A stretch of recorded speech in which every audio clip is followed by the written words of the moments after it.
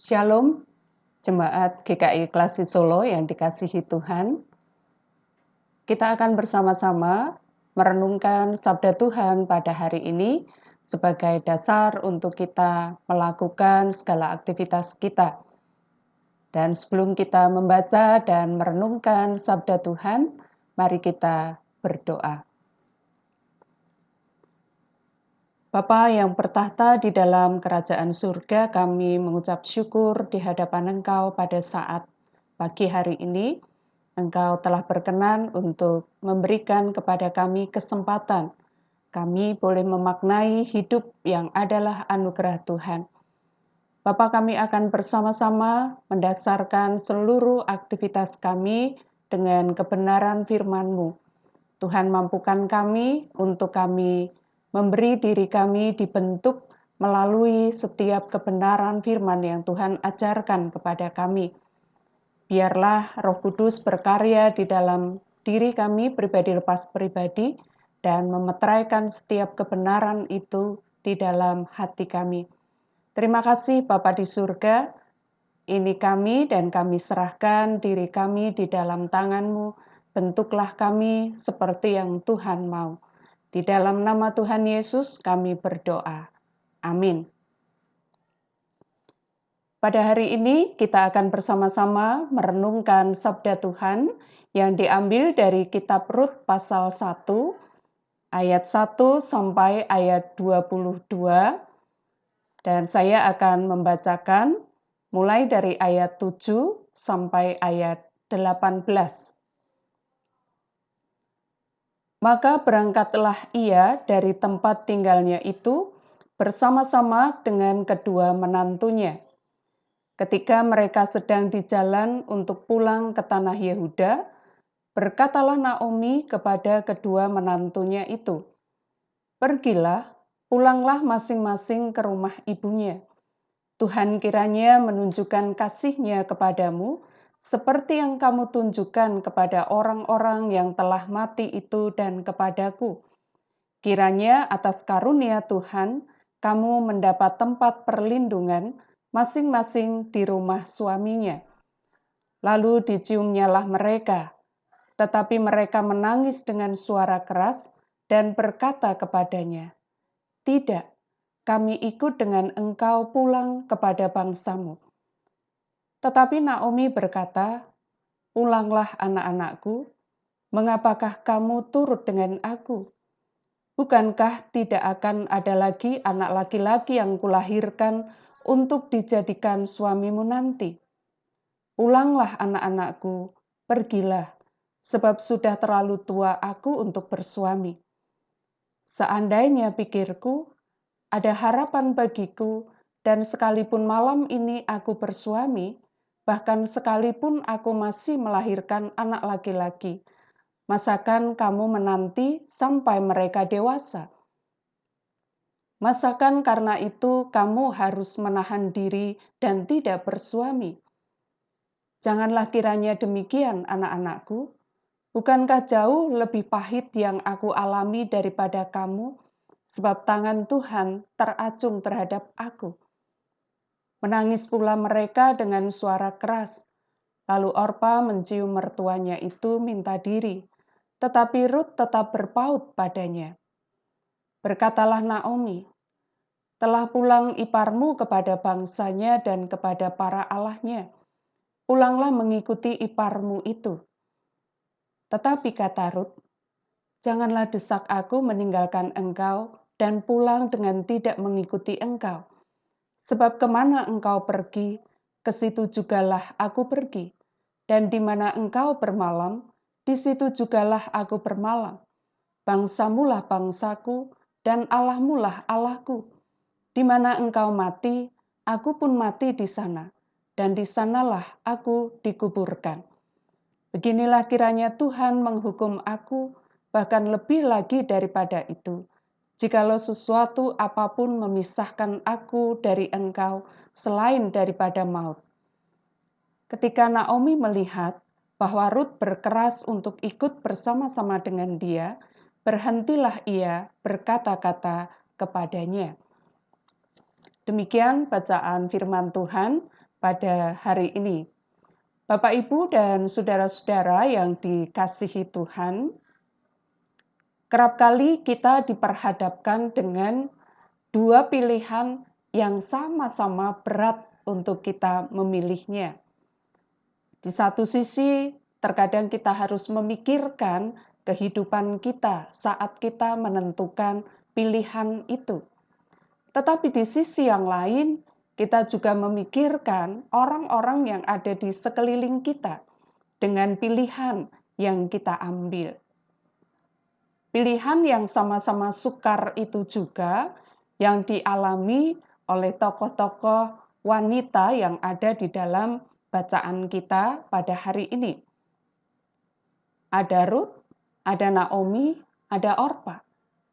3 perempuan yang menghadapi persoalan yang sebenarnya persoalan ini adalah persoalan yang berat, menyangkut masa depan mereka, menyangkut hidup dan mati mereka, menyangkut kesejahteraan mereka.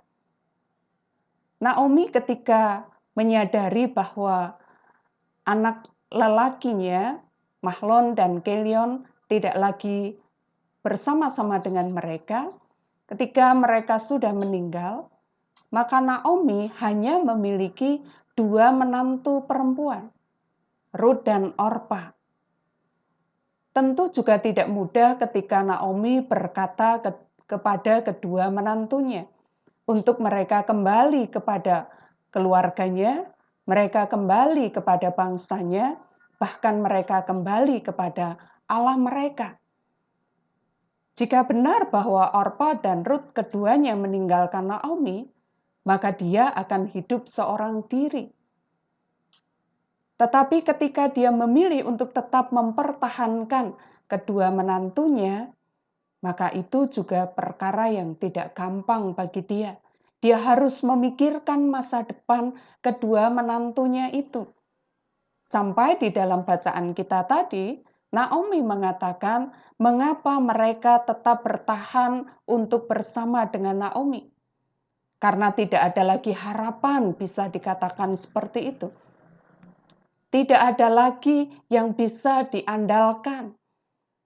Kalaupun Naomi pada akhirnya misalnya memiliki suami lagi, lalu kemudian Naomi melahirkan anak laki-laki, apa mungkin Orpa dan Ruth akan menanti sampai anak lelaki dari Naomi itu dewasa? Bapak, Ibu, dan saudara-saudara yang dikasihi Tuhan, bagi Naomi juga perkara yang sulit ketika dia harus melepas kedua menantunya. Ketika dia berkata, "Pergilah engkau, kembalilah engkau." Bukan perkara yang gampang, bukan karena dia hanya memikirkan dirinya sendiri, tetapi justru karena dia memikirkan masa depan kedua menantunya itu.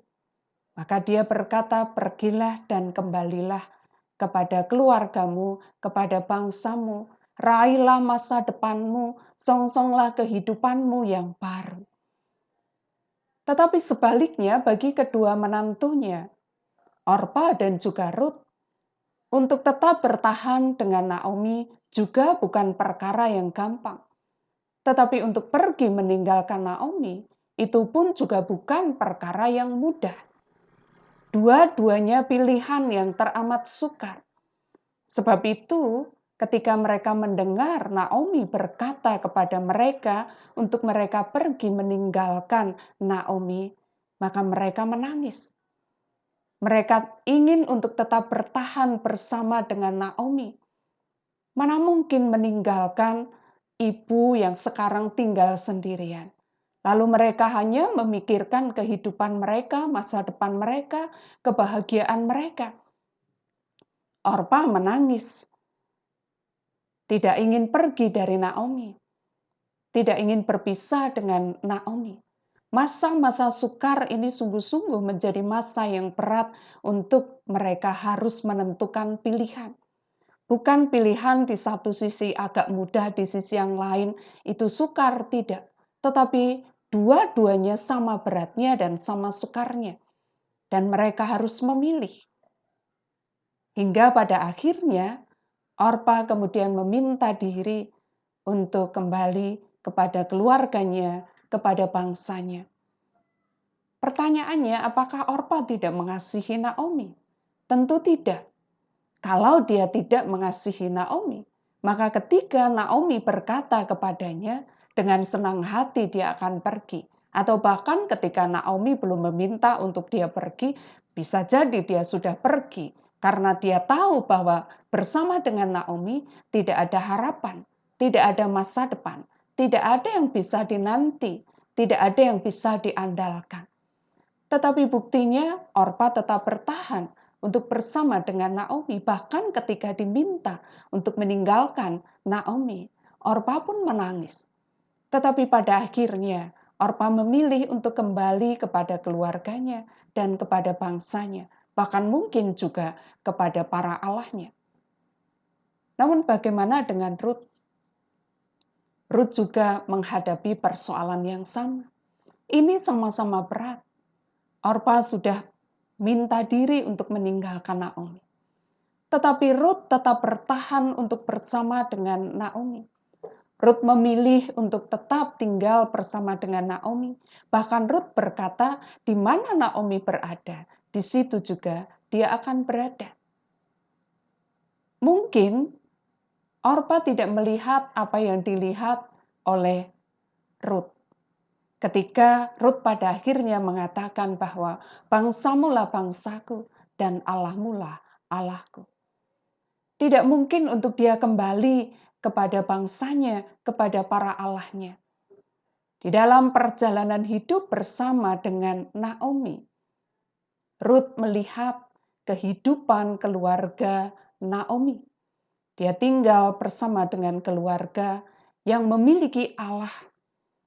Dan itu adalah Allah yang bukan Allahnya sebelum dia bersama-sama tinggal dengan keluarga ini. Ruth telah mengambil sebuah keputusan besar untuk bukan hanya tinggal bersama dengan Naomi. Bahkan mungkin tidak ada lagi masa depan untuk dia. Tidak ada harapan untuk dia. Tidak ada kehidupan yang lebih baik ketika dia tetap bersama dengan Naomi. Tetapi segala konsekuensi itu diambil oleh Ruth. Dia memilih untuk tetap bersama dengan Naomi. Bapak, Ibu, dan saudara-saudara yang dikasihi Tuhan, tentu kita merenung bagaimana kehidupan Naomi bersama dengan keluarganya. Bagaimana sikap Naomi sebagai mertua ketika dia menghadapi menantu-menantunya.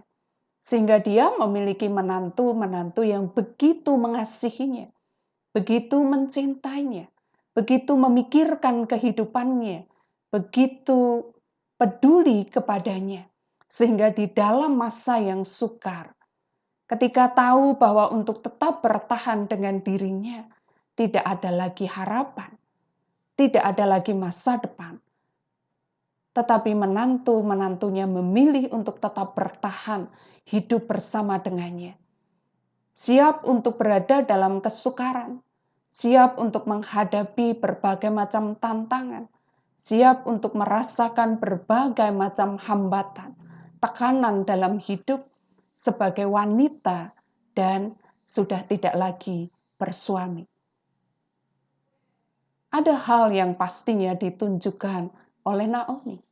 Bagaimana dia hidup sebagai seorang yang mengenal Allah, yang mengasihi Allah, sampai Ruth pada waktu itu memutuskan, bangsamu lah bangsaku, dan Allahmu lah Allahku. 3 wanita yang mengalami pergumulan, tetapi mereka saling mengasihi, mereka saling peduli, mereka saling menguatkan, dan mereka bersama-sama untuk harus mengambil sebuah pilihan di dalam kehidupan yang sama-sama tidak mudah. Tetapi tidak ada mereka yang mementingkan diri mereka sendiri. Kepedulian ada di antara mereka, sehingga mereka saling mendukung. Bapak, Ibu, dan saudara-saudara yang dikasihi Tuhan, kehidupan yang kita jalani, entah di tengah keluarga kita, entah di tengah-tengah masyarakat, entah di tengah-tengah pekerjaan yang kita lakukan, atau bahkan mungkin juga di tengah-tengah pelayanan yang Tuhan percayakan kepada kita. Kita juga diperhadapkan dengan pilihan-pilihan yang tidak mudah. Bukan pilihan yang seperti tadi saya katakan, yang satu agak mudah, yang satu lebih mudah. Tetapi terkadang kita harus berada dalam pilihan yang dua-duanya sama sulitnya, sama sukarnya. Mungkin benar orang mengatakan bahwa kita harus mengambil pilihan terbaik di antara yang baik. Semuanya baik, tetapi dari yang baik, yang baik, yang baik, kita mesti memilih yang terbaik. Dan itu sama sekali tidak mudah. Kita memerlukan hikmat yang dari Tuhan. Apalagi sama seperti yang dialami oleh tokoh 3 wanita dalam bacaan kita. Sama-sama diperhadapkan dengan persoalan hidup, tentang masa depan, tentang kesejahteraan, tentang perubahan hidup. Tetapi mereka tidak mau memikirkan diri mereka sendiri, masa depan mereka sendiri. Tetapi mereka masih memiliki hati untuk juga memikirkan orang-orang yang ada di sekeliling mereka. Keputusan yang mereka ambil bukanlah sebuah keputusan yang hanya berdasarkan kepentingan diri, tetapi benar-benar sebuah keputusan yang teramat sukar. Ketika mereka sadar, pilihan yang ini resikonya seperti yang ini, dan pilihan yang ini konsekuensinya harus seperti ini. Nah, Bapak, Ibu, dan Saudara yang dikasihi Tuhan, kita ditempatkan oleh Allah di tengah-tengah kehidupan yang saat ini banyak orang sedang berada dalam segala perjuangan. Di tengah segala kesukaran yang kita hadapi, di tengah berbagai macam kesulitan yang kita rasakan, di tengah berbagai macam penderitaan yang sedang mendera dan menimpa kita. Tetapi pada hari ini melalui firman Tuhan ini kita diingatkan, panggilan kita untuk kita peduli kepada orang-orang yang ada di sekeliling kita. Di tengah kesukaran kita, kita diingatkan bahwa ada orang-orang yang memiliki kesukaran lebih daripada kesukaran yang kita alami dan kita rasakan. Di tengah-tengah kesulitan, ada orang-orang yang mengalami kesulitan lebih daripada kesulitan kita. Di tengah-tengah kekurangan yang kita rasakan, ada orang-orang yang lebih kurang daripada kekurangan kita. Dan Tuhan mengingatkan kita, untuk kita bukan hanya memikirkan kehidupan kita pribadi, tetapi kita juga dipanggil untuk memikirkan kehidupan orang-orang yang ada di sekeliling kita. Sehingga mereka tahu siapa Allah kita. Mereka mengenal siapa kita. Adalah orang-orang yang mengenal Allah, orang-orang yang memiliki Allah. Di tengah-tengah segala keputusasaan yang mungkin kita alami dan rasakan, ada orang-orang yang dalam hidup mereka sama sekali tidak bisa berdiri karena mereka tidak lagi memiliki pengharapan. Mereka tidak tahu lagi apakah dalam hidup mereka ada masa depan.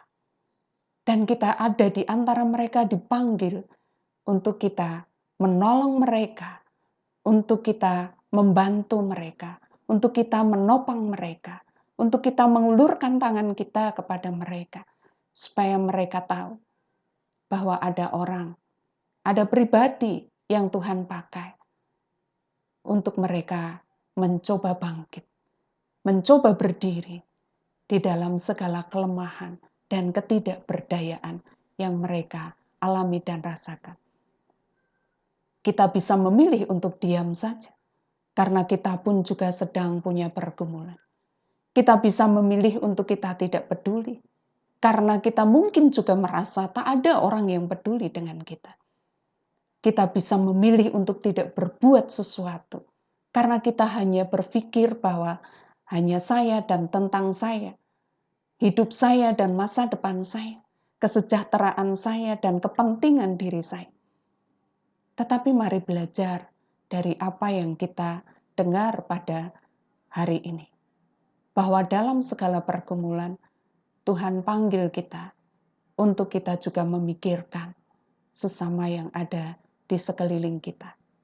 Kiranya hari ini, apa yang Tuhan percayakan kepada kita, tugas pengutusan yang Tuhan berikan kepada kita ini, boleh kita kerjakan.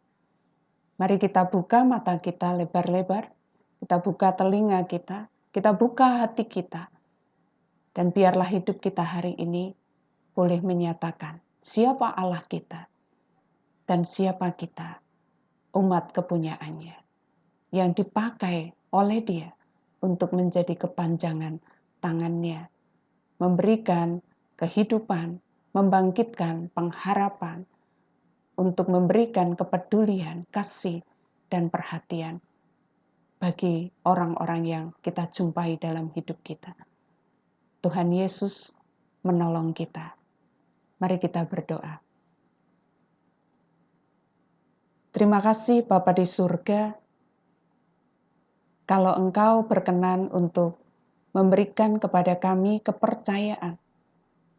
Sekalipun ketika Engkau memberikan kepercayaan kepada kami, kerap kali kami gagal untuk melakukannya. Namun jika hari ini Engkau memberikan kesempatan itu kepada kami, mampukanlah kami untuk kami tidak melewatkan kesempatan Tuhan, tetapi kami akan mempergunakan kesempatan ini sebaik mungkin.